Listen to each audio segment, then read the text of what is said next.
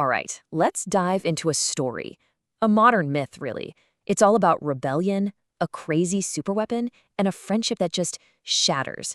It's one of those tales that shows you, even light years away, the biggest fights are always about loyalty and power.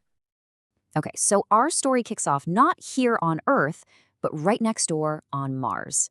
Now, you might think of huge cosmic wars happening out there, but this was something different. A much more personal fight was about to boil over on the red planet.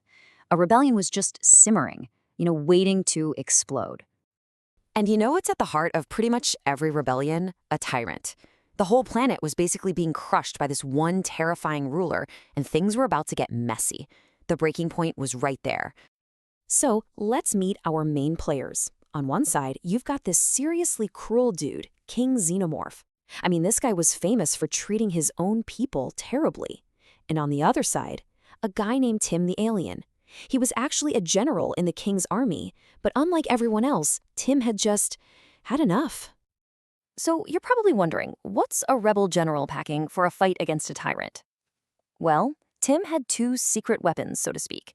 First, his own personal blade, a super sharp horn that was literally fused to his hand. And second, and this is a big one, he had an ally with just unbelievable power. His best friend, a dragon named Xenojiva, who was rumored to be the strongest dragon in the entire universe. Yeah, pretty good friend to have.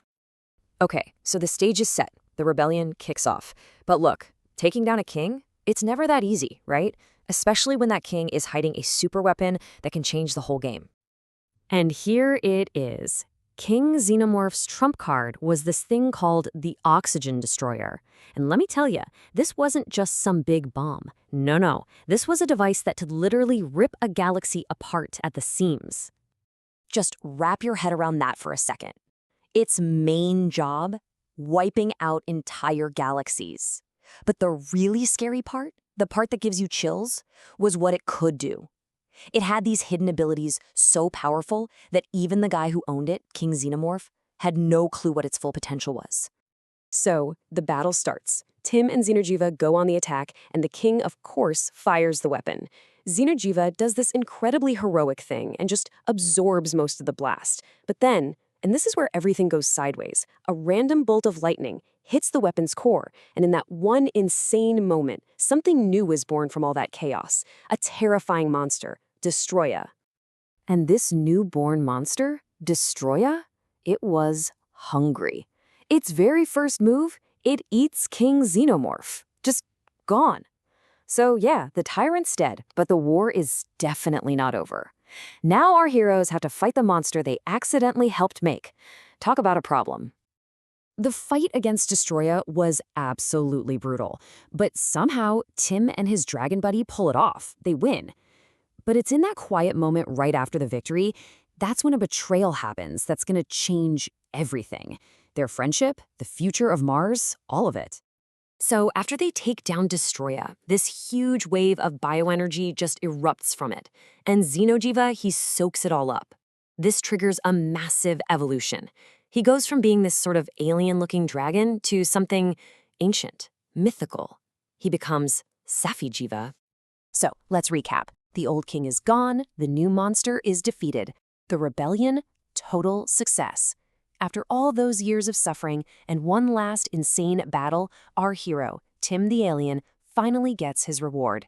He's crowned the new king of Mars. But you know how it is. Power changes people. And in the middle of his coronation, all the parties, all the new king duties, King Tim, he just forgot. His best friend, the dragon who saved his life, the one who was with him through it all, he was just cast aside, forgotten, like an old weapon from a war that was already over. Imagine how that must have felt. Completely betrayed, totally abandoned. Safijiva makes a decision. He's done. He turns his back on Mars, on his friend, and decides he's going to find a new home, a new galaxy even. So this unbelievably powerful dragon just rips a hole in space and time and is gone. He lands in a brand new galaxy, a place that people only whisper about, called Dragon's Rule. And as he'd soon find out, it's a pretty fitting name. And this new place, it's crawling with life. We're talking thousands of other dragons and monsters. The baddest of the bad are the Fatalis tribe. These guys are legends for basically wiping out entire lands. But even in this super dangerous new world, Safijiva finds a little bit of hope. He makes a new friend, a sea monster called Leviathan. But man, this guy just can't catch a break. Tragedy strikes again. His new best friend, Leviathan, is killed, sucked into a black hole that was summoned by one of those Fatalis guys. But this second loss, this incredible pain, it doesn't break him. Oh no, it forges him into something else entirely. Now, he's fueled by grief, right? And he wants revenge on the entire Fatalis tribe. So Safijiva starts down a new path. He's not just trying to survive anymore. He's here to conquer. But on his way to get that revenge, he runs into a major roadblock, a powerful rival, this ice-wielding dragon, Doramudira, a seriously powerful creature. Before Safijiva could even think about taking on Fatalis, he had to get through this guy first. He had to prove he was the top dog. And so the final showdown begins. Doramudira just unloads on him with these massive waves of ice. But remember how Safijiva absorbed the oxygen destroyer's energy? He does it again. He just pulls in all that icy power, making his rival's strength his own. And then he unleashes it, one final insane blast that just completely wipes his opponent off the map. And with that, his transformation is complete. Think about it.